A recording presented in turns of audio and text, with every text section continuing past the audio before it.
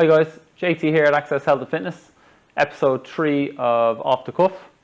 In episode 1 I left you with a quote that went, before you speak, ask yourself what are you saying and who are you saying it to. But more importantly, before you listen, ask yourself what are they saying and who's saying it to you.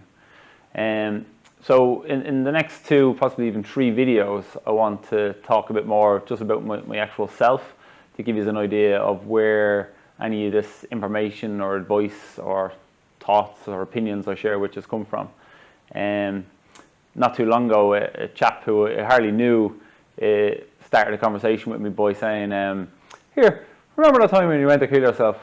You know, which sounds a bit morbid, but to me it's actually quite cool because, you know, in the last 3 to 4 years I've talked openly about my own mental health and you know, drink and drug abuse and attempted suicide, and you know, and it's great to see that I've created this safe space for people to actually just, you know, be free and comfortable to talk about these things. You know, this chap who went on to talk about a lot of his own problems and issues, and you know, he was just looking for some advice. But yeah, so today I want to start off and tell you a little story about what kind of changed a path in my life back in 2007. So I've said it in other videos and all, but you know, I started in emergency services in 2005. I'm a fully qualified paramedic and a professional firefighter. So we cover both the fire and the ambulance service. When I started off in a station, you know, that would be, you know, I always describe it as it's a place that brings up the national averages in things like, you know, drugs, assaults, murders, suicides, you know, all the stuff you read about in the newspapers.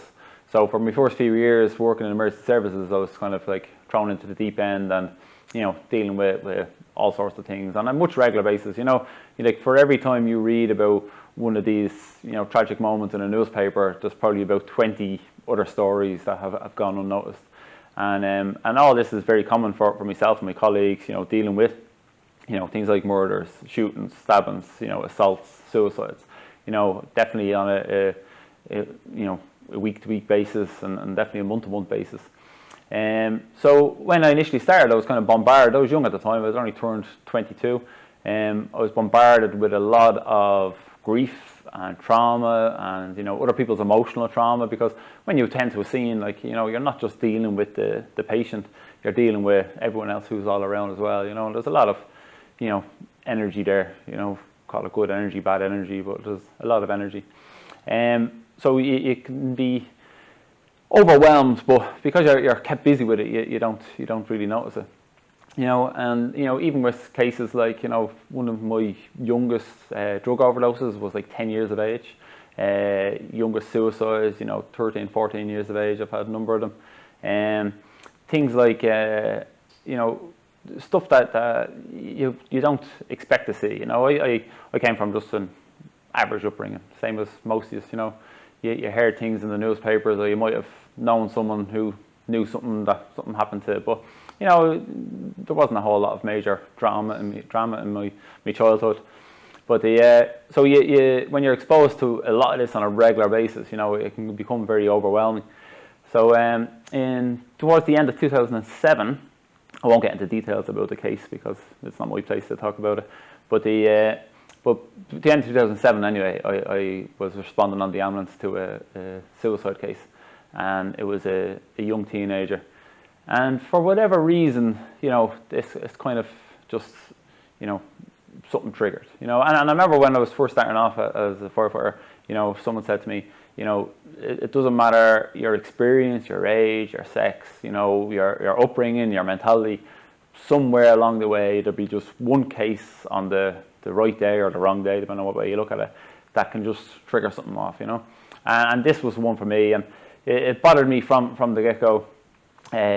Looking back and after researching a lot of this stuff, you know, within hours I had like very simple and clinical signs of post-traumatic stress, you know, things like every time closing your eyes, you know, seeing very vivid pictures and images, not being able to sleep and all. So this was September 2007. At this point, I was actually competing in amateur and semi-professional MMA. I come from a kind of extensive combat sports background. I've competed and trained all over the world. But and even at this time, I was fit, I was well, I was flying. We were prepping for fights. But almost within a week, 2 weeks, you could start to see a decline in me. Decline in my mood, in my energy levels. Not sleeping properly, and it was. I was never a big drinker anyway, but definitely you started having some drinks at home, and which is something that I wouldn't have normally done at the time at all. But there was this definitely slow decline.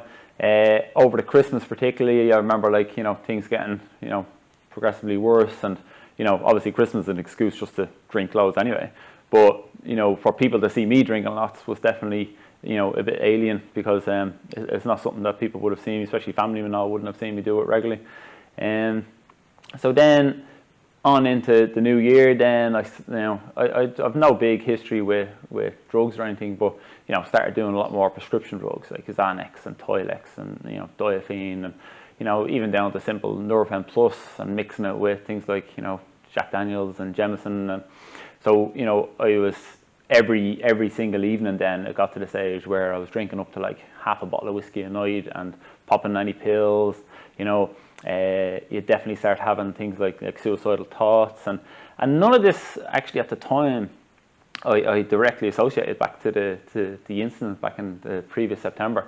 This was all just kind of snowballs, and there was no rhyme or reason for it in my own head. Like telling the story now, and over the years telling the story and looking back on it, like I can see all the step-by-step process of like post-traumatic stress. But at the time though, it was just a path that I was on, and you weren't looking of how you got here, like where you came from. It was just that this is where I was now, and this is how I was dealing and coping with it. So so every night, like between smoking weed, drinking alcohol, a lot of whiskey, popping a lot of pills, going down into like suicidal thoughts then. So you're thinking, for me, everyone, if you talk to people, I've talked to a lot of people at this age now, but for me, my regular thoughts, a lot of people would have regular thoughts. My regular thoughts were always in the bathroom, and every time you see a razor blade, you're just thinking, oh, I'll just do it now. I'll just, hop into the bathtub and, slice wrists or slice your feet, or, and it's, and progressively, these thoughts and all definitely like kind of, got more prominent, more regular, and that was the main thing. That was the main thing. And then I was starting to miss days at work. I was starting to, I wasn't exercising as much now. I went from being like, an amateur athlete into doing nothing and piling on weight all of a sudden. And, and a lot of people would have seen this change in me, but no one actually ever said it. And, because, and it's no fault of anyone's, a lot of people just don't know how to deal with people who are in this situation or this frame of mind. So, so progressing on then after Christmas and all, so it got to the stage where we've being more suicidal then. You're taking even more tablets at night, mixing it with alcohol. And you get to the point where it's just like, I just don't care if I don't wake up tomorrow, And, everyone has the cliches of, oh yeah, but think of all the good things you have, and, think of like, the good things you have is the common one, and I had a good life, I had no reasons. I had a beautiful fiance at the time. I had my daughter, we had a couple of new house, and we had a lot of good stuff going for me. I had a good job, and there was no reason, to be feeling down about myself. But that doesn't change the fact that someone is just feeling down, and so it's when I always describe it, people often talk about tunnel, and there's light at the end of the tunnel.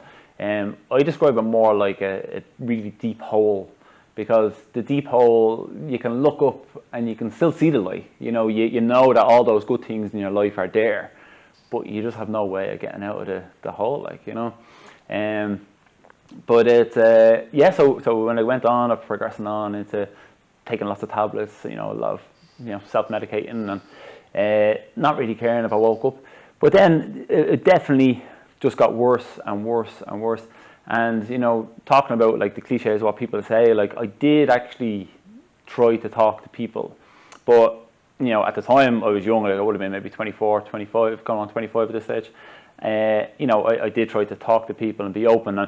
But people, as I said, don't know how to deal with it. You know, the responses I got weren't favourable. You know, it was always the things like, you know, snap over, or you'll be grand, or, you know, and it was more so, you know, looking at people now, it's just like, you know, they didn't know how to treat me, so they just said the first thing that came to their minds, you know.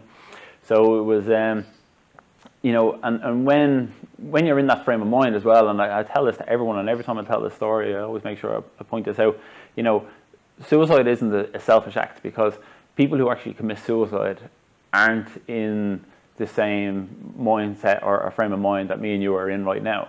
You know, for me at the time, you know, I believe that everybody in my life would have been better off without me there. You know, and that's the reality. And no matter how good, like logically, I can think now of what I contribute to my family's life and to my job and to clients and to friends. But at the time, I genuinely, like, you're in such, you know, everything is doom and gloom, and whether it's like a chemical reaction in the body going on or whatever it is, but you do not believe, and people who are in this frame of mind do not believe that people are better off with them in their lives. To me, I felt like I was just holding my daughter back. I was holding my fiance back. You know, I wasn't contributing to their life. They were not going to be better because of me there. They were going to be better off if I wasn't there, because I was just holding them back. And that's the reality, like, you know, and you know, you have to give people that space, you know, you have to give them, you have to appreciate that, you know, if you don't have this, you know, what was it people say, you know, this unearned confidence. People talk, you know, sometimes with this unearned confidence. And when it comes to mental health and how you deal with someone, if someone has a problem, you know, and you hear people saying, snap it over, or cop yourself on, that's an unearned confidence that they've no idea what's actually going on in the other person, you know. My advice is always like, you know, just shut up, listen, don't say anything. If someone comes to you and says, you know, I'll have a problem, I've been thinking about this, I've been drinking more lately, you don't have to respond. They're probably not even looking for a response, in the sense that, you know, they don't want to hear, you'll be grand, or snap over. You know, they just want to speak. And if I was able to back in the time, if I was able to speak more, you know, I think it would have helped. But, you know, the people that I did approach, you know, I felt like I was constantly just being shut down, and I couldn't progress to actually, you know, talk about, you know, how exactly I felt, or, you know, and definitely I didn't even, like I still hadn't even gone back to what was triggering all this off. You know, this is how I was today, but I didn't know where it came from. And so moving on then into June 2008, June 2008. And, you know, as I said, with suicidal thoughts and all, you'll find, you know, there's a lot of statistics that support this. Like, you know, people who, you know, will attempt suicide, you know, something like 80% of them or something, with a failed suicide will attempt again. People who have suicidal thoughts, you know, like myself, when I was, you know, popping pills and all, you start to progressively get worse and worse. And you know, that's a form of self-harm. Self-harm isn't just about cutting yourself or anything. Self-harm is overdosing on medication. Self-harm is overdosing on alcohol, you know. But it's, so my self-harm was getting worse and worse over time. And then it gets to a point, because someone asked me this question not too long ago, and it was like, you know, on the day where you actually attempt suicide, like, what changed? And for me, it was just like, nothing changed. It was just chipping away over the previous, like, you know, 8 months or so, that it was just getting worse and getting worse and getting worse. And then there was one day where, you know, I decided this is it. And I remember it was evening time, it was about 6 o'clock, and I used to live in a 3-story house, and I was on the first floor. And I had set up electric cable and all, and I had it tied off, and I had it around my neck, and it was just the step, you know. And it was like, I always describe it like, now I laugh and joke at these things, and I don't mean any disrespect, but this is my story, so I don't have to give a shit. But I always talk about, like, it's like a bungee jump, you know, going to hang yourself, it's like a bungee jump. You're just waiting for that confidence to actually go, you know. But yeah, the confidence didn't come in the end, and it was like a switch. It was like, you know, at that moment, you know, you're at your absolute lowest point. And this going back to episode 1 when I talk about detachment and not giving a shit. But when you're at that lowest point, you realize, well, hang on, like, you know, this is it then, isn't it? Because, you know, your issues and all, like, you know, whatever the problem is, you know, and I can say this now and I realize this now, everything is only temporary. Whereas actually following through with suicide, then that's permanent, you know.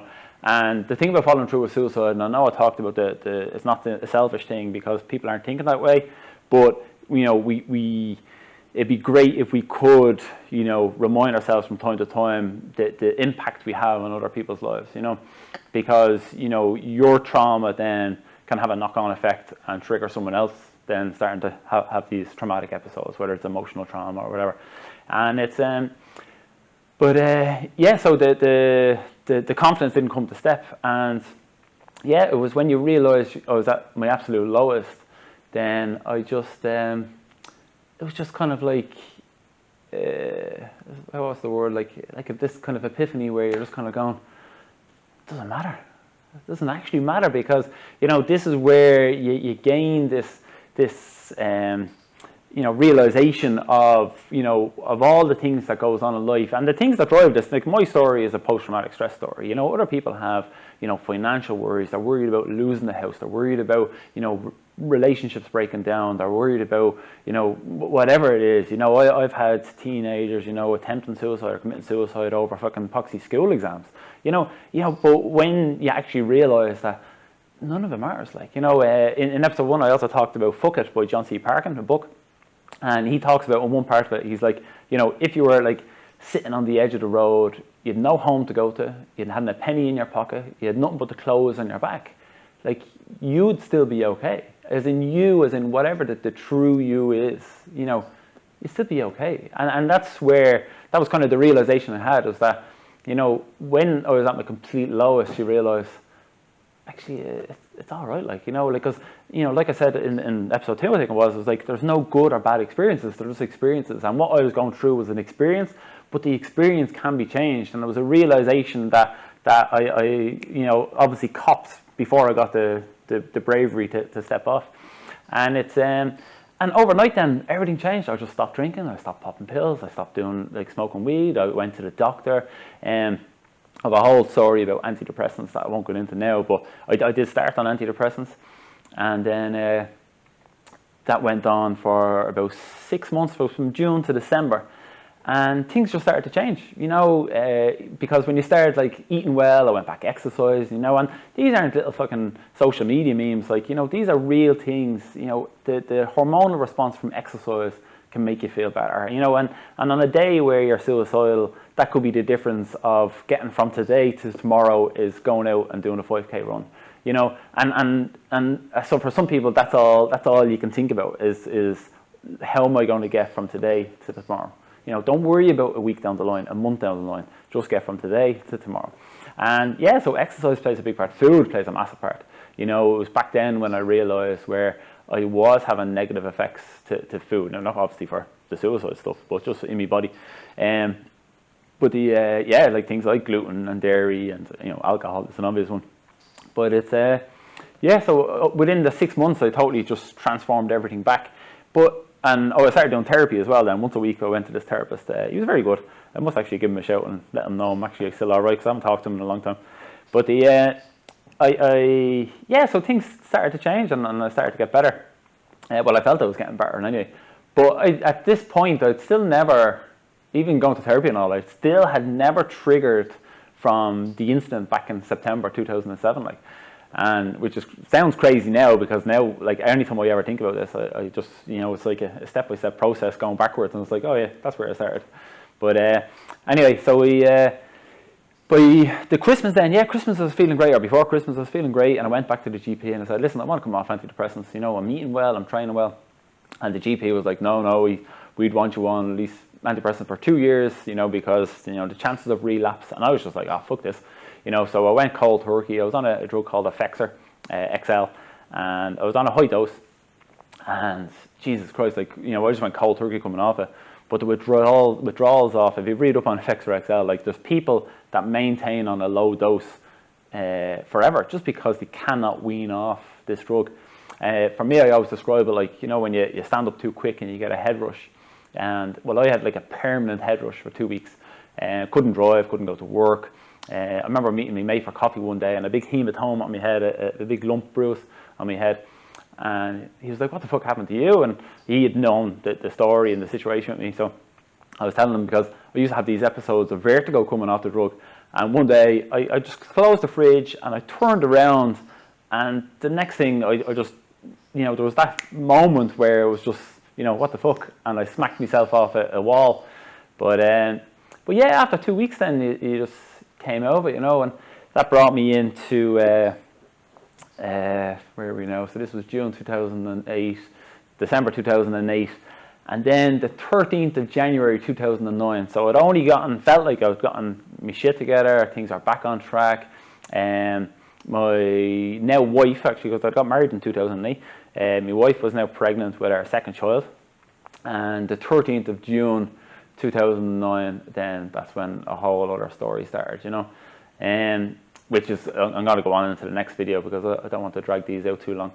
But it's, but yeah, the takeaway points from the first part of it, you know, is like, you know, it's for me, it was all about feeling that worthlessness, you know, feeling how, you know, people are better off without me, you know, and ignoring what the trigger point was. Everyone has trigger points, you know, and no one, you know, don't think that you have to, like, you know, degrade yourself if your trigger point doesn't sound as dramatic as mine, or maybe mine isn't as dramatic as someone else's, because, you know, at the end of the day, when we're all human, you know, we're all going to be triggered differently. And I always say to people, like, people talk about don't sweat the small stuff, but, you know, everyone's small stuff can only be compared to whatever their experience of big stuff is, you know. So if your experience of big stuff, the biggest problem you've ever had was someone, you know, fender bender, someone rear-ending you in a car, you know, compared to someone having lost a child or something to illness, you know, people's perspective of small stuff and big stuff is completely different then, you know. And it's the same when it comes to depression, like, and when it comes to emotional trauma and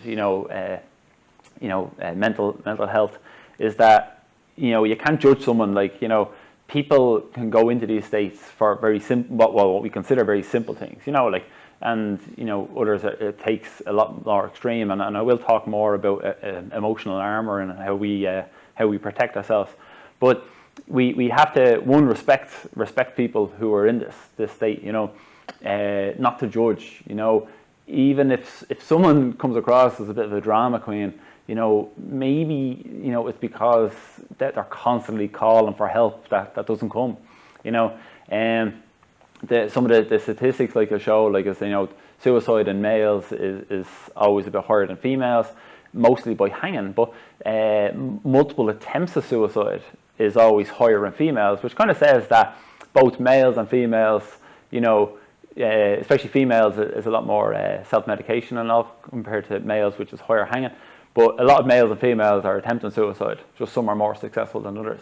But the statistics are crazy high. Like, it's something like, you know, for every person, there's a 20% chance that someone in your family will commit suicide.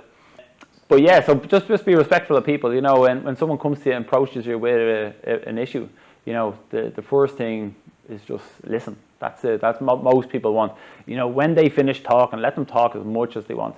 When they finish talking, then it's just like, okay, what can I do to help you? Or what can we do together to get you help? You know, no one's looking for you to give the answer. When I approach people, I was never looking for, you know, the answer or anything. But, like, you know, if I was able to speak more, you know, that someone could just nudge me in the right direction of things like, you know, therapy, of you know, even in work, in where I work now, we do have critical incident stress management, which, you know, wasn't fully evolved at that time when all this happened for me.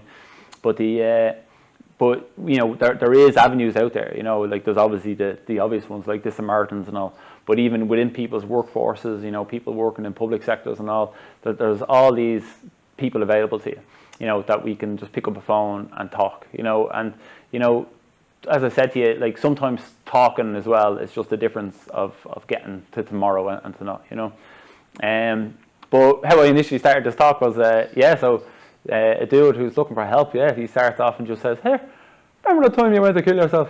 And I thought it was amazing, because it's great that we can have this platform now, and in recent years, I've been doing this for 3 or 4 years, talking about this now, and there was a thing last year, I was on TV, and I was talking about it, and there was a lot of people from police forces, defense forces, like military, paramedics, nurses, firemen, and a lot of people since then have approached me, just not looking for me for cures or anything else, just to say, listen, fair play, I too have had problems, or I'm going through problems, or, what did you do, or where do you think I should go, or, and it's great that we can have this space now, and it's important that even if you have that unearned confidence, to kind of recognize, before it actually comes out of your mouth, just to recognize, well, hang on, this is not my place to give this fella advice, just, listen, and then, it's not for gossip either, when someone does approach it takes a lot of guts and effort for someone to approach you to talk about this. I'm going to leave it at that for today.